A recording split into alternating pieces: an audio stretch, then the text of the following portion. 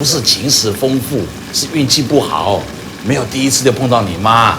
黄天阔的父母经营着一家便当店，父亲是个敦厚温和的中年人，母亲虽然嗓门大，但却心地善良、热情开朗的黄天阔则承担起了店里外送骑手的工作，一家人的生活平凡而美好。这天，他像往常一样给一支听障游泳队送便当，意外邂逅了正在训练的姐妹花泱泱和小鹏。姐妹俩的父亲是一个传教士，常年在非洲工作。泱泱为了让小鹏顺利参加听障残奥会，便担负起了赚钱养家的重任。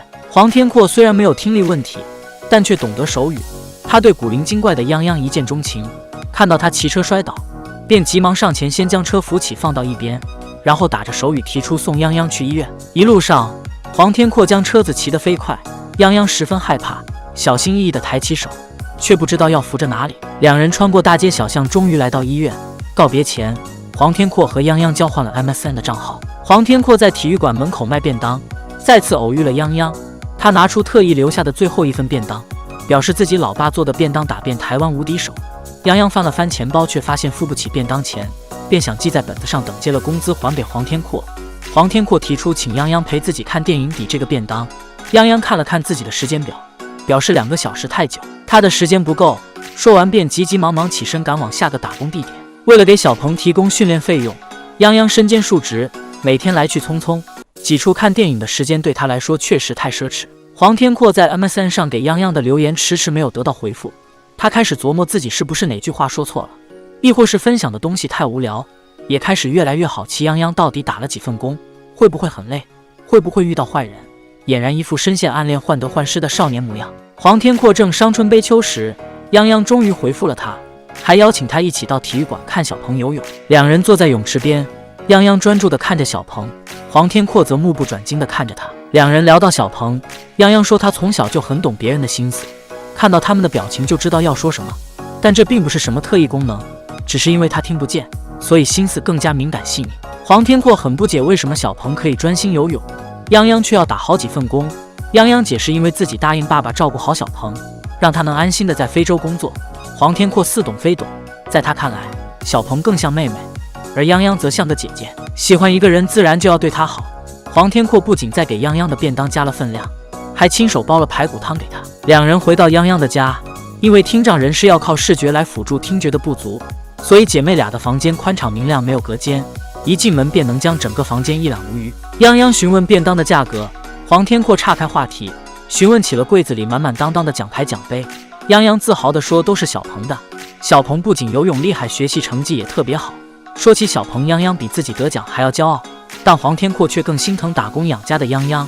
泱泱乐观地说，只要挺过奥前集训的这段时间，他们就会轻松很多的。泱泱的忙碌，黄天阔看在眼里，他有很多话想和泱泱说，但两人能相处的时间太短了，他常常来不及讲，泱泱就不见了。而且泱泱总是将小鹏挂在嘴边，说他的各种好，却从未提到过自己。黄天阔时常想着泱泱，想跟他说很多话，如果是和泱泱的话，比手语一点都不累。泱泱今天的工作是街头表演，黄天阔一直等到他收工，两人结伴来到夜市。泱泱提出请黄天阔吃饭，两人便在一家面馆坐下，热腾腾的面条下肚，胃里暖暖的，泱泱十分开心，他好久没吃得这么满足了。黄天阔看着泱泱也觉得很满足。吃完面结账的时候，泱泱数着自己赚来的硬币，黄天阔怕老板不耐烦，便用纸币帮忙结了账。一路上，泱泱都有些垂头丧气，说好是自己请客，黄天阔却付了钱。黄天阔见泱泱不开心，赶忙解释，没成想越描越黑，让他误以为自己觉得数1块钱很丢脸，没有听黄天阔多解释，泱泱便骑着车离开了。就在这个时候，独自在家的小鹏因为睡着，没注意到邻居家着火，而他自然也听不到邻居们拍门叫喊的声音。等泱泱回来的时候，小鹏已经被送到了医院，所幸检查过后并没什么大碍。看着病床上的小鹏，泱泱心里十分自责，他不敢想，如果火势没得到控制，那他是否就会永远失去小鹏。再次到医院看望小鹏时，泱泱无意中看到队员们在聊天，原来小鹏不止喉咙被呛到，肋骨也受了伤。泱泱得知这个情况后更加内疚，他问小鹏，如果自己害他不能参加奥运会怎么办？小鹏笑了笑，表示等自己康复会努力追回进度，而且教练说他比以前进步了0.1秒，所以不用担心。泱泱这才放下心来。这天之后，除了工作时间，泱泱都陪着小鹏训练，眼睛一眨不眨地盯着他。黄天阔也一直没能联系到泱泱，发去的短信和打去的电话都石沉大海。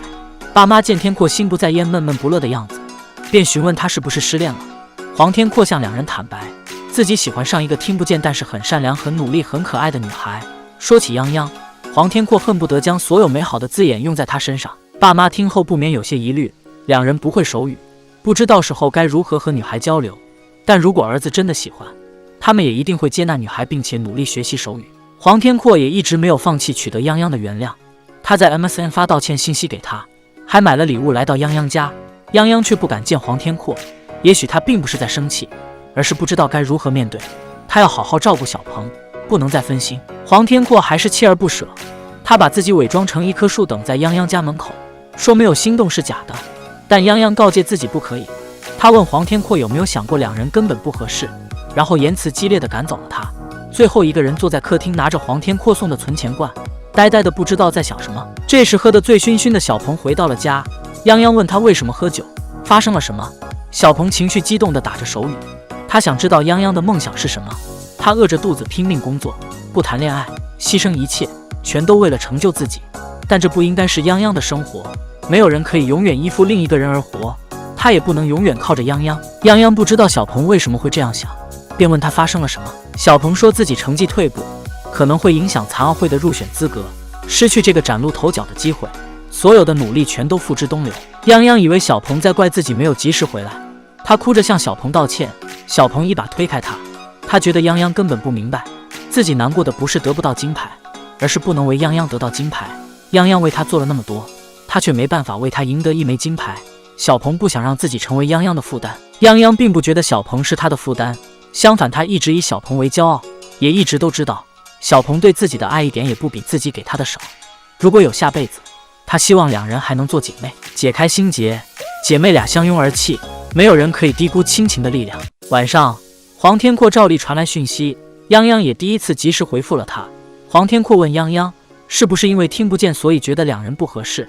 泱泱本想回复两人并不熟，看到这句话后还是删掉了之前的字，问黄天阔一个听障人士和一个正常人交往是不是很难实现的梦想。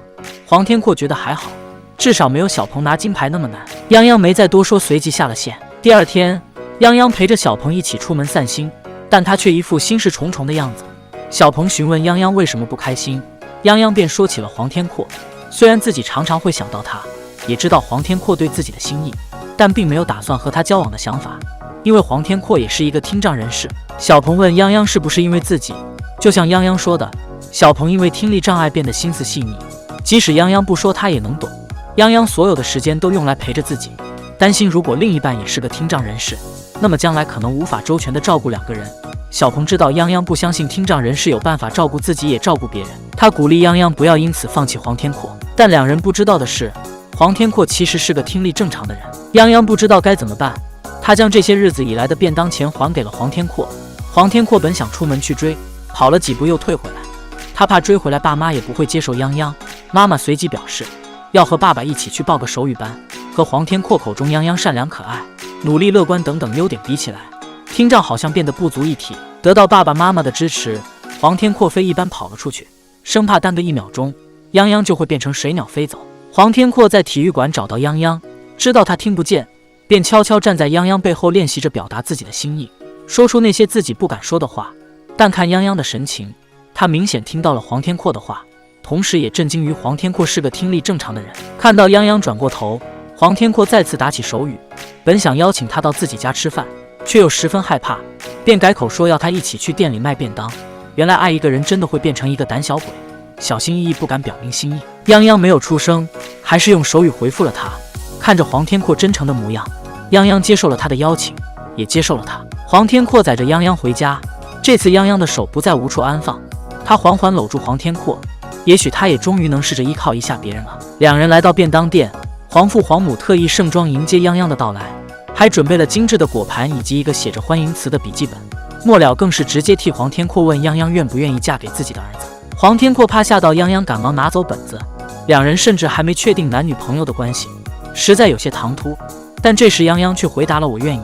三人震惊地看着说出这3个字的泱泱，原来两人一直以为对方听不见，所以相处期间从来都是手语交流，没说过半个字。直到昨晚，泱泱才得知黄天阔可以听见，而直到这一刻，黄天阔也才知道泱泱并不是听障人士。黄天阔迟迟不敢表明心意，泱泱就大胆地说出了“我喜欢你”。爱意在两人间蔓延开来。小鹏的成绩短期内没法回到原来的水准，他决定先退出，一边打工一边练习，提升实力，等下一届奥运会。只要他做足了准备，就永远能切换回游泳选手的角色。4年后的残奥会，小鹏如愿以偿拿到了冠军。泱泱和黄天阔的感情也走过了4年，不管是爱情还是亲情，所有的真心都不该被辜负。